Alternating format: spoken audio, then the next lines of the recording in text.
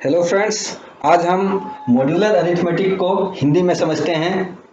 इस modular arithmetic से mathematical olympiad pre regional में बहुत सारे क्वेश्चन पूछे जाते हैं। ये बहुत इंपॉर्टेंट टर्म है।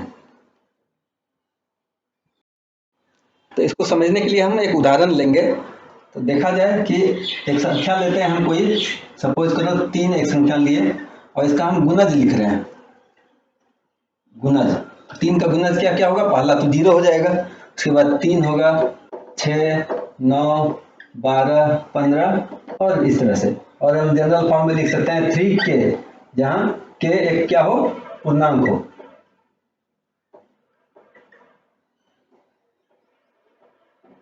तो अब अगर हम देखें कि इसमें से कोई भी दो नंबर उठा लें और उसमें अगर हम 3 से भाग दें तो शेष क्या आएगा? 0। कोई भी दो नंबर उठा लें, जैसे हम उठाते हैं एक नंबर 15 और दूसरा नंबर हम 9 उठा लिए, तो दोनों में अगर 3 से भाग दें तो दोनों केस में शेष क्या आएगा? 0। तो गणितीय भाषा में इसको लिखा जाता है कि 15 और 9 आपस में कॉन्ग्रुएंट है। 3 लाइन यहाँ खींचते हैं, 15 और 9 आपस में कॉन्ग्रुएंट है। कब? इन मॉड 3। और इंग्लिश में इसको लिखा जाता है 15, पढ़ा जाता है is congruent to 9 in modulo 3। कहने की मीनिंग बहुत सिंपल है कि कोई भी दो संख्या जो जिस मोड्यूलो को हम लेते हैं, जिसे विभाजित किया जाए, दोनों समान शेष दे। तब जब से भाग दिया जाए, तो 3 से हम भाग देंगे ये दोनों संख्या में, तो दोनों केस में मेरा शेष क्या आएगा? 0। तो ये दोनों नंबर आपस में क्या है? कॉन्ग्रुएंट है। 15 इज कॉन्ग्रुएंट टू 9। दूसरा एग्जांपल हम लिख सकते हैं, कोई और ले लीजिए, 6 इज कॉन्ग्रुएंट टू कोई भी दूसरा हम नंबर ले सकते हैं, 18। कब? इन मॉड 3। इस तरह से 0 भी इसी क्रम में आ रहा है, तो इसमें हम लिख सकते हैं 6 कॉन्ग्रुएंट है 0 का भी। कब? मॉड 3 में। इस तरह से कोई भी नंबर, इसमें हम कोई भी दो नंबर उठा लें तो वो आपस में कॉन्ग्रुएंट है मॉड्यूलो 3 का, क्योंकि अब 3 से भाग देने तो दोनों में शेष समान आ रहा है, 0। तो शेष सिर्फ 0 ही नहीं, शेष कुछ और भी आ सकता है। अगर इस सब नंबर में हम एक एक जोड़ दें तो क्या आएगा? 0 की जगह 1, 3 की जगह 4, 6 की जगह 7, फिर यहाँ 10, 13। तो ये सभी नंबर में भी अगर इसमें से कोई भी दो नंबर उठा लें और उसमें अगर हम 3 से भाग दें तो शेष क्या आएगा? 1। इसमें भी शेष 1, इसमें भी शेष 1। तो सारे शेष 1 आने वाले संख्या भी आपस में क्या है? कॉन्ग्रुएंट है। कब? इन मॉड्यूलो 3 में। तो इसमें से एग्जांपल में हम लिखेंगे 13 और 7। 13 कॉन्ग्रुएंट है 7 का, किस मॉड्यूलो में? मॉड 3 में। तो ये इसका लिखने का नोटेशन हुआ। इस तरह से उसमें और कोई ले लीजिए आप, 13 के बाद फिर 10 है, तो 10 और 1 दो संख्या है, कोई भी दो संख्या इसमें से उठा लीजिए, तो 10 कॉन्ग्रुएंट है 1 का। कब? मॉड 3। ये इसका लिखने का तरीका होगा। कहने का मतलब, जब 3 से हम भाग देंगे 10 में और 3 से भाग देंगे 1 में, दोनों ही केस में शेष 1 ही बचने वाला है। तो जाहिर है 3 से जब 1 में शेष 3 भाग देंगे तो शेष 1 ही बचेगा, और 3 से जब 10 में भाग देंगे उसमें भी शेष 1 ही बचेगा। तो इस तरह से ढेर सारे नोटेशन आप एग्जाम्पल में लिख सकते हैं। चलो हम बोर्ड को साफ करते हैं और ढेर सारा एग्जाम्पल इस तरह लिखते हैं ताकि आप समझ सकें। दूसरा एग्जाम्पल लेते हैं कि 2 शेष बचे 3 से भाग देने पर। तो पहला तो हो जाता है मेरा 2, फिर हो जाता है 5, फिर 3 3 जोड़ते हैं, 5 3 8, 8 3 11, 11 3 14। तो इसमें से और भी जितना भी नंबर आए, कोई भी दो नंबर उठाइए।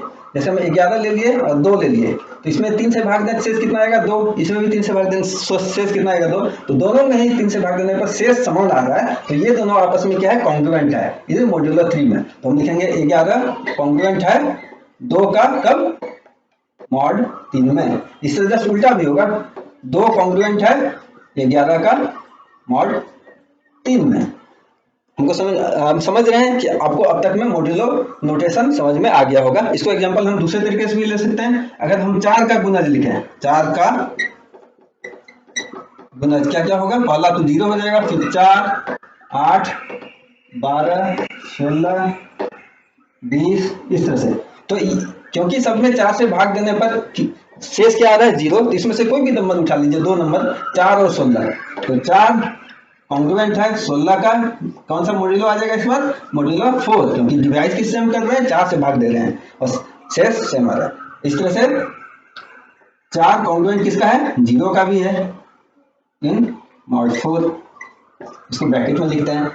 तो इस तरह से हम ढेर सारे नोटेशन और भी लिख सकते हैं। चलो हम बोर्ड को साफ करके हम लिखते हैं और आप बताएंगे वो सही लिखे हैं या गलत लिखे हैं। तो आपको बताना है कि इसमें से कौन सही या गलत है। इसमें हम लिख रहे हैं 13 कॉन्ग्रुएंट है 21 का मॉड 4 में, सही या गलत। अगर हम 4 से भाग दें 13 में, 4 या 12 1 13, तो शेष बच रहा है 1, और यहाँ भाग दें 4 में 20 1 21, शेष बच रहा है 1। तो दोनों केस में 4 से भाग देने पर शेष सेम बच रहा है, तो ये मेरा सही है, 13 और 21 कॉन्ग्रुएंट है। 13 और 21 क्या मॉड 3 में कॉन्ग्रुएंट है। 3 से अगर 13 में भाग दें शेष 1 बचा, और यहाँ दे 3 सते 21, शेष 0 बच रहा है, तो ये दोनों आपस में सेम रिमाइंडर शेष नहीं दे रहा है, तो ये दोनों कॉन्ग्रुएंट नहीं है, तो ये गलत है। इस तरह से यहाँ 27 41 मॉड 7 में कॉन्ग्रुएंट है। 7 से भाग देके देखें, 7 या 21 प्लस 6, तो 6 रिमाइंडर बचा, और यहाँ पे 7 बचे 35 प्लस 6 41, तो दोनों में 6 शेष बच रहा है, इसलिए 27 और 41 कॉन्ग्रुएंट है कब, मॉड्यूलो 7 में। इस तरह से ये वाला देखें, मॉड्यूलो 3 में यहाँ 1 लिखे हैं, यहाँ इतना, इसका मतलब अगर इसमें 3 से भाग देने पर शेष 1 बच जाए तो ये कॉन्ग्रुएंट होगा। तो अगर हम संख्या जोड़ें, 3 से भाग देने का नियम यही है कि हम जोड़ दें संख्याओं को, 2 1 3 प्लस 5 8 8 8 16 हो रहा है। अगर ये 15 हुआ होता तो भाग लग जाता, 16 हो रहा है, इसका मतलब 1 ज्यादा है उससे। अगर यहाँ 7 हम लिख दें 8 के जगह 7, तब तो 3 से भाग लग जाएगा, और 8 है मतलब 1 ज्यादा है, तो 3 से भाग देने पर ये 1 शेष देगा, और इसलिए ये और ये आपस में कॉन्ग्रुएंट है, तो ये भी सही है, ये भी सही है। तो इस तरह से कोई भी आपको दिया जाए कॉन्ग्रुएंट लिखा हुआ कॉन्ग्रुएंट नोटेशन में, इसी को मॉड्यूलो नोटेशन कहते हैं, मॉड्यूलो अरिथमेटिक, तो आप बता पाएंगे। बट क्या इसका उपयोग क्या है वो अब हम देखते हैं। तो पहले हम मॉड्यूलो अरिथमेटिक के कुछ प्रॉपर्टी को देख लेते हैं, उसके बाद और इसके उपयोग पे डिटेल से देखेंगे। तो इसका पहला प्रॉपर्टी है कि यदि ए और बी आपस में कॉन्ग्रुएंट हो मॉड्यूलो m में, और बी कॉन्ग्रुएंट हो सी का इन मॉड्यूलो m में, क्या यहाँ कहते हैं ए और बी कॉन्ग्रुएंट है मॉड्यूलो m में, और बी कॉन्ग्रुएंट है सी का, तब ये कहता है कि ए सी का कॉन्ग्रुएंट होगा। A is congruent to B modulo M and B is congruent to C modulo M, then A is congruent to C modulo M। इसका प्रूफ आप आराम से कर सकते हैं, जैसे कि एग्जांपल में हम समझ लें कि 3 कॉन्ग्रुएंट है 6 का मॉड्यूलो 3 में, और 6 कॉन्ग्रुएंट है 12 का मॉड्यूलो 3 में, तो आपस में क्या 3 और 12 कॉन्ग्रुएंट नहीं होंगे, तो 3 और 12 भी आपस में कॉन्ग्रुएंट होंगे। इस दोनों को भाग देने पर 3 से 0 शेष आ रहा है, और इस दोनों को भी 0 आ रहा है, तो इस दोनों को भाग देने में 0 शेष आएगा। इस तरह से अगर हम 3 के जगह हम लिख दें एग्जांपल में 4, और यहाँ 7, और यहाँ पे 7 है कॉन्ग्रुएंट किसका 13 का, 4 और 7 कॉन्ग्रुएंट है मोड 3 में, क्यों, क्योंकि दोनों में 3 से भाग देने पर शेष 1 आ रहा है, और 7 और 13 में भी 3 से भाग दे दोनों में तो 1 शेष आएगा, तो 4 और 13 भी आपस में कॉन्ग्रुएंट होंगे, डन, कॉन्ग्रुएंट टू 13 मॉड 3। तो ये सत्यापित हो गया पहला। इस तरह से इसमें ढेर सारा एग्जांपल लेके आप इसको सत्यापित कर सकते हैं। कोई भी नंबर ए आप खुद का कॉन्ग्रुएंट होता है इन मॉड, कोई भी मॉड ले लें m। तीसरा, अगर a कॉन्ग्रुएंट है b का मॉड m में, तो b भी कॉन्ग्रुएंट होगा a का मॉड m में। तो ये दोनों बहुत ही आसान है। a और b में अगर हम a में भाग दे रहे हैं m से, तो जो शेष आ रहा है वही चीज तो a में भी आएगा, इसलिए दोनों तरफ a लिख सकते हैं, दोनों आपस में कॉन्ग्रुएंट है। अगर a b का कॉन्ग्रुएंट है तो b भी a का कॉन्ग्रुएंट होगा, पर आराम से आप इसको चेक कर सकते हैं। नेक्स्ट प्रॉपर्टी देखते हैं, इंपॉर्टेंट प्रॉपर्टी। चौथा बहुत ही इंपॉर्टेंट प्रॉपर्टी है, अगर a और b कॉन्ग्रुएंट है मॉड m में, और c और d भी कॉन्ग्रुएंट है मॉड m में ही, तब अगर इस दोनों को हम जोड़ दें a प्लस c कॉन्ग्रुएंट होगा b plus d mod m में, और इस तरह से दोनों को अगर हम घटा दें a माइनस c भी कॉन्ग्रुएंट होगा b minus d mod m में। चलो इसको हम सत्यापित करते हैं, एग्जांपल ले लेते हैं, चलो कि a और b कॉन्ग्रुएंट है। चलो हम 3 वाला ही मॉड्यूल में लेते हैं कि 12 कॉन्ग्रुएंट है 3 का मॉड 3 में, और दूसरा एग्जांपल लेते हैं, चलो 13 यहाँ पे हम ले लें, 13 यहाँ हम ले लें 11 है, 11 कॉन्ग्रुएंट है 2 का मॉड 3 में। तो ये a है, ये b है, ये c है, ये d है, क्यों ये दोनों कॉन्ग्रुएंट है? क्योंकि दोनों में 3 से भाग देने पे शेष 0 आ रहा है। ये दोनों क्यों कॉन्ग्रुएंट है? 3 से भाग देने पे दोनों केस में शेष 2 आ रहा है। अब अगर इस दोनों को हम जोड़ दें तो क्या हो जाएगा? ये 23 और ये क्या होगा? 3 2 5। ये दोनों भी आपस में मॉड 3 में कॉन्ग्रुएंट होंगे। आप चेक करके देख सकते हैं। 3 से इसमें भाग देंगे 2 शेष आएगा, इसमें 3 से भाग देंगे तो 3 7 21 22 23 2 शेष आएगा। तो ये दोनों आपस में कॉन्ग्रुएंट हुए। ये इसलिए हो रहा है क्योंकि यहाँ पे जो शेष बच रहा है इस केस में 0, यहाँ भी 0 और यहाँ पे शेष कितना बच रहा है? 1 और यहाँ पे 1। तो जब हम इन दोनों को जोड़ते हैं तो शेष भी आपस में जुड़ जाता है। 0 1 1 और यहाँ 0 1 1। तो शेष भी आपस में उसी तरह से जुड़ता है। यहाँ शेष 2 आ रहा था, 2, इस केस में 2, तो इस दोनों के में शेष भी सेम आएगा। इसलिए जोड़ने पर या घटाने पर भी, है ना, वो आपस में कॉन्ग्रुएंट ही रह जाते हैं। और ये बहुत ही इंपॉर्टेंट प्रॉपर्टी है, इसका यूज बहुत ज्यादा होता है कि ए और बी कॉन्ग्रुएंट है मॉड एम में और सी और डी भी मॉड एम में कॉन्ग्रुएंट है। तो इस दोनों का योग इस दोनों के योग के कॉन्ग्रुएंट होगा और इस दोनों का डिफरेंस इस दोनों के डिफरेंस के कॉन्ग्रुएंट होगा मॉड एम में ही। अगला प्रॉपर्टी देखते हैं, इससे भी ज्यादा इंपॉर्टेंट ये प्रॉपर्टी कि ए अगर बी मॉड एम में कॉन्ग्रुएंट है तो उसको अगर के अगर कोई मेरा इंटीजर हो उससे दोनों में मल्टीप्लाई कर दें, के ए और के बी भी आपस में कॉन्ग्रुएंट होगा। वो एग्जांपल इस तरह से देख सकते हैं। अगर हम देख लें 4 कॉन्ग्रुएंट है 3 1 4 3 6 1 7 का मॉड 3 में, हम एग्जांपल में मॉड 3 ले रहे हैं, आप एग्जांपल में कुछ और भी लिख सकते हैं मॉड 6 मॉड 7। तो ये दोनों आपस में कॉन्ग्रुएंट है। तो अगर मैं इसको 2 से मल्टीप्लाई कर दूं, इधर भी 2 से मल्टीप्लाई कर दूं तो क्या हो जाएगा? 8 और ये हम देखते हैं कॉन्ग्रुएंट 7 14 का मॉड 3 में है। चेक किया जाए 3 से इसमें भाग दें 3 6 2 8 शेष 2 आ रहा है, इसमें 3 6 12 2 14 शेष 2 आ रहा है। तो ये दोनों भी आपस में कॉन्ग्रुएंट हुआ। इस तरह से आप इसको 3 से भी मल्टीप्लाई कीजिए दोनों तरफ तो क्या आ जाएगा? 4 3 12 और ये 4 से अगर मल्टीप्लाई 4 चौक 16 और 7 चौक 28। तो ये भी आपस में कॉन्ग्रुएंट होंगे मॉड 3 में। तो किसी भी पूर्णांक से आप इस दोनों को गुना कर दीजिए, वो आपस में कॉन्ग्रुएंट ही होंगे। और इसका समझने क्यों ऐसा हो जा रहा है भाई? क्योंकि यहाँ पे 3 से भाग लेके शेष कितना बच रहा है? 1 और यहाँ पे 1। और जब हम इसको मल्टीप्लाई 2 से दोनों तरफ कर रहे हैं तो ये शेष भी मल्टीप्लाई हो जा रहा है 2 1 2 से और यहाँ भी 2 1 2 से। तो शेष उसके इसमें ये 2 ही बच रहा है, बाकी वाला पार्ट तो 3 से भाग लग ही जाता है। इसलिए मल्टीप्लाई करने पर उसका शेष भी उसी ढंग से मल्टीप्लाई हो जा रहा है। इसलिए जो नया संख्या आ रहा है उसमें दोनों में शेष समान रह रहा है। तो ये प्रॉपर्टी भी बहुत इंपॉर्टेंट है। नेक्स्ट और इंपॉर्टेंट प्रॉपर्टी देखते हैं। इसमें हम देखते हैं इस प्रॉपर्टी में कि ए और बी आपस में कॉन्ग्रुएंट हो मॉड एम में and C is congruent to D in mod M, then multiplication इस दोनों का गुणनफल ए सी भी कॉन्ग्रुएंट होगा बी और डी के गुणनफल के बराबर। तो ए सी और बी डी भी कॉन्ग्रुएंट होगा सेम उसी मॉड एम में। मतलब m से अगर हम भाग दें a और b में और समान शेष आए और c और d में m से भाग देने पर जो भी शेष आए लेकिन दोनों में सेम शेष आए, कोई जरूरी है कि इसमें जो शेष आया इसमें भी वही शेष आए। लेकिन अगर इस दोनों को हम गुना भी कर दें तो जो नंबर आए वो भी आपस में सेम शेष देगा अगर m से डिवाइड करें इसमें और इसमें। कैसे होता है? एग्जाम्पल करके लेके देख सकते हैं आराम से। हो क्यों रहा है ये? इसमें अगर शेष आया मान लिया जाए कुछ r1, इसमें भी r1 और इसमें r2, इसमें भी r2, तो ये R1 R2 आपस में मल्टीप्लाई हो रहा है, इसमें भी R1 R2 मल्टीप्लाई हो रहा है। तो दोनों में सेम R1 R2 के बराबर ही आ रहा है ना। अगर ये R1 R2 मल्टीप्लाई होने के बाद में m से ज्यादा हो गया तो एक बार और हम भाग दे देंगे। चलिए इससे ज्यादा बेहतर हम समझ सकते हैं एग्जांपल लेके। कोई भी संख्या ले लीजिए आप, मान लीजिए हम 4 कॉन्ग्रुएंट है 7 का मॉड 3 में और इस तरह से कोई दूसरा ले लीजिए। चलिए 2 कॉन्ग्रुएंट है 5 का मॉड 3 में। इसमें शेष कितना आ रहा है? इस दोनों में 1 और इस दोनों में शेष कितना आ रहा है? 2। अब इसको मल्टीप्लाई कर दिया जाए 4 दूना 8 और 7 5 35। तो देखिए इसमें भी ये दोनों कॉन्ग्रुएंट हो जाएंगे मॉड 3 में।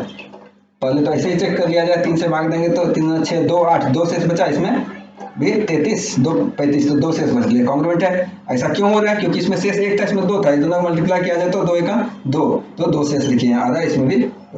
तो यही है प्रिंसिपल। तो अगर दो संख्या ऐसा ले ले कि दोनों में 2 2 शेष हो तब क्या किया जाए? तो एक और एग्जांपल अगर लिया जाए, इस उदाहरण को ध्यान से देखिए। 8 कॉन्ग्रुएंट है 2 का मॉड 3 में, क्योंकि दोनों केस में रिमाइंडर कितना आएगा? 3 से इसमें भाग दीजिए, 2 शेष कितना आएगा? 2, इसमें भी 2। अगर 3 से इस दोनों में से भाग दें तो शेष इसमें भी 2 आ रहा है। 3 का 3 2 5 3 3 9 2 11। तो दोनों केस में देखिए दो दो शेष आ रहा है। अब इसको मल्टीप्लाई कर दें 8 पंचे 40 और इसको मल्टीप्लाई कर दें 1 दूना 22, तो ये भी आपस में कॉन्ग्रुएंट होगा मॉड 3 में। तो इसको दो तरीके से वेरीफाई करेंगे, 3 से भाग देंगे, सिंपली 3 से भाग दें इसमें तो कितना हो जाएगा 36 39, तो 1 शेष बच रहा है और यहाँ पे 7 21 1 शेष बच रहा है। अब यहाँ से इसको दूसरे तरीके से समझते हैं, क्योंकि इसमें 2 शेष आ रहा था, इसमें भी 2 शेष आ रहा था और दोनों गुना जब हुआ तो शेष भी आपस में मल्टीप्लाई हो गया, 2 गुना 4 और 4 में फिर से हम एक बार 3 से अगर भाग देते हैं तो शेष कितना आया हुआ। तो इस तरह से इस दोनों का मल्टीप्लीकेशन में फाइनल शेष एक ही आएगा। तो इस तरह से हम बता सकते हैं कि इसमें भाग देने पर अगर शेष 2 आ रहा है तो मल्टीप्लिकेशन में भी भाग देने पर शेष क्या आएगा। तो इसका एप्लीकेशन बहुत ही बड़ा एप्लीकेशन होने वाला है। ये प्रॉपर्टी जस्ट अभी हम समझ रहे हैं। एक और इंपॉर्टेंट प्रॉपर्टी देखने के बाद हम इसके उपयोग को भी समझते हैं। ये बहुत ही इंपॉर्टेंट प्रॉपर्टी है। आप देखिए ए और बी कॉन्ग्रुएंट है मॉड m में, तो ए का कोई भी पावर k कर दीजिए और b का भी पावर k कर दीजिए, तो ये दोनों आपस में भी कॉन्ग्रुएंट होगा मॉड m में, जहाँ k क्या है, कोई धन पूर्णांक है, z में इंटीजर पूर्णांक और ये प्लस मतलब धन, कोई भी धन पूर्णांक हो, k का वैल्यू 1 2 3 4 कोई भी वैल्यू हो, इसको अगर पावर हम कर दें, इधर 2 कर दें इधर भी 2 कर दें, सेम होगा। एग्जांपल के लिए अगर 4 मेरा कॉन्ग्रुएंट है 7 का मॉड 3, हम एग्जांपल मॉड 3 में ही ले रहे हैं, कोई भी एग्जांपल लिया जा सकता है मॉड 4 में मॉड 5 में भी, तो दोनों में देखिए रिमाइंडर 1 बच रहा है, इसलिए ये आपस में कॉन्ग्रुएंट है। अगर हम पावर कर दें 4 का स्क्वायर, इधर में हम कॉन्ग्रुएंट कर दें 7 का स्क्वायर, तो देखिए ये कॉन्ग्रुएंट ही होंगे आपस में। चाचों के ये 16 हो गया और ये हो गया 49, तो देखिए 3 से अगर इसमें हम भाग दें दोनों में कितना होगा, इसमें 1 शेष बच रहा है, इसमें 48 में भाग जाएगा और 1 शेष बचेगा, तो ये भी आपस में कॉन्ग्रुएंट है। अगर आप पावर 3 लें, k की जगह 3 रखते हैं, तो 4 का क्यूब भी आपस में कॉन्ग्रुएंट होगा 7 के क्यूब का मॉड 3 में। इस तरह से आप इसको चेक कर सकते हैं, कोई भी पावर ले लें, अगर हम 4 का पावर 50 ले लें तो ये भी कॉन्ग्रुएंट होगा मेरा कितना 7 के पावर 50 का, तब मॉड 3 में। देखिए ये कितना इंपॉर्टेंट हो गया, हमको पता ही नहीं है कि 4 पे 50 वैल्यू कितना बड़ा संख्या होगा और 7 पे 50 वैल्यू कितना बड़ा संख्या होगा, लेकिन हमें ये पता है कि दोनों में अगर हम 3 से भाग दें तो शेष सेम ही आने वाला है ना। और अगर पूछा जाए कि 4 के 50 में अगर 3 से भाग करें तो शेष क्या आएगा शेष बता सकते हैं अब तो ये बता पाना बड़ा आसान है कि हम लिखते हैं 4 कॉन्ग्रुएंट है 7 का और 4 आल्सो कॉन्ग्रुएंट है 1 का भी, कब मॉड्यूलो 3 में। तो इसका पावर अगर हम 50 करें तो इसका भी पावर 50 हो जाएगा कॉन्ग्रुएंट आपस में, तो 1 का पावर 50 1 ही रहेगा, तो हम लिखेंगे 4 का पावर 50 कॉन्ग्रुएंट है 1 का, कब मॉड 3 में। मतलब 3 से भाग इसमें दे या 3 से भाग इसमें दे, शेष समान आने वाला है। अब हमको पता है 3 से जब भाग 1 में देते हैं तो शेष 1 मिलता है, तो 3 से जब भाग देंगे 4 पावर 50 में तो इसमें भी शेष 1 ही आएगा। तो ये बड़ा आसान है कि 4 का पावर 50 में अगर हम 3 से भाग दें तो शेष कितना मिलने वाला है 1, बड़ा आसान है। इस तरह से अगर कोई पूछ दे कि 8 का पावर 101 में अगर हम 3 से भाग दें कितना शेष बचेगा, तो 3 से जब हम 8 में भाग देते हैं तो 2 शेष बचता है ना। तो 2 का पावर भी 101 करें हम तो जो भी आए वही शेष बचेगा, तो ये थोड़ा सा मुश्किल हो जाएगा, बट अगर 1 आ जाए शेष तो वह करना बड़ा आसान हो जाता है। अब इसके 1-2 उपयोग को देख लेते हैं इस वीडियो में, बाकी उपयोग नेक्स्ट वीडियो में देखेंगे। चलिए एक ही उपयोग देखने वाले हैं। अगर n कोई भी संख्या है पुनः या नेचुरल नंबर, उसको अगर हम 3 से भाग देते हैं तो शेष क्या आएगा 0 1 या 2, यही तो शेष आ सकता है, उससे ज्यादा नहीं है। तो अगर n का हम स्क्वायर कर दें और n के स्क्वायर में अगर हम 3 से भाग दें तब क्या शेष मिलेगा, तो क्योंकि इसका स्क्वायर n और ये आपस में क्या है कॉन्ग्रुएंट है, n कॉन्ग्रुएंट या तो 0 का हो सकता है या तो 1 का या 2 का, है ना। तो n जब कॉन्ग्रुएंट होगा 0 का, इसका स्क्वायर करेंगे तो इसका भी स्क्वायर हो जाएगा, तो 0 का स्क्वायर शेष का स्क्वायर 0 ही रह गया। तो n स्क्वायर में अगर 3 से भाग दे तो शेष 0 आ सकता है। इस तरह 1 का स्क्वायर कितना होगा 1 ही, और 2 का स्क्वायर कितना हो जाएगा 4। तो अब 4 में फिर हम 3 से भाग देंगे तो कितना आएगा, इसमें 3 से भाग दें तो 1। तो कहने का मतलब n स्क्वायर में हम 3 से भाग देंगे तो शेष या तो 0 बचेगा या 1 या 1, तो ये 0 या 1 ही शेष बचने वाला है जब n स्क्वायर में हम 3 से भाग दें। शेष 2 कभी आ ही नहीं सकता है। हो सकता है इसको नहीं समझे हो, तो फिर से एक बार थोड़ा सा एग्जांपल को हम इलाबोरेट करते हैं। तो यहाँ हम समझते हैं कि n यही तीन फॉर्म में से कोई एक फॉर्म हो सकता है, या तो n 3 का मल्टीपल होगा 3k, या n हो सकता है 3k प्लस 1, 3 के मल्टीपल से 1 ज्यादा, या तो n हो सकता है 3 के मल्टीपल से 2 ज्यादा। यही तीन केस हो सकता है। जब ये केस हो तब हम लिखेंगे कि n 0 के इक्विवेलेंट कॉन्ग्रुएंट है, क्योंकि इसमें n 3 से भाग लग रहा है। और जब ये केस हो 3 के मल्टीपल से 1 ज्यादा हो, इस केस में हम क्या लिखेंगे, n 1 के कॉन्ग्रुएंट है, क्योंकि शेष 1 देगा मॉड 3 में। और जब ये केस हो n का वैल्यू 3k प्लस 2 हो, तो हम लिखेंगे n कॉन्ग्रुएंट होता है 2 का। तो यही तीनों केस तो हो सकता है, कोई भी, चाहे n कोई भी नंबर हो, या तो वो 0 का कॉन्ग्रुएंट होगा, या 1 का, या 2 का कॉन्ग्रुएंट होगा। अब अगर स्क्वायर कर दें, यहाँ भी स्क्वायर हम कर देते हैं, तो यहाँ भी स्क्वायर कर देते हैं, यहाँ स्क्वायर तो यहाँ भी स्क्वायर, यहाँ भी स्क्वायर तो यहाँ भी स्क्वायर। हम लास्ट प्रॉपर्टी का उपयोग कर रहे हैं यहाँ पे।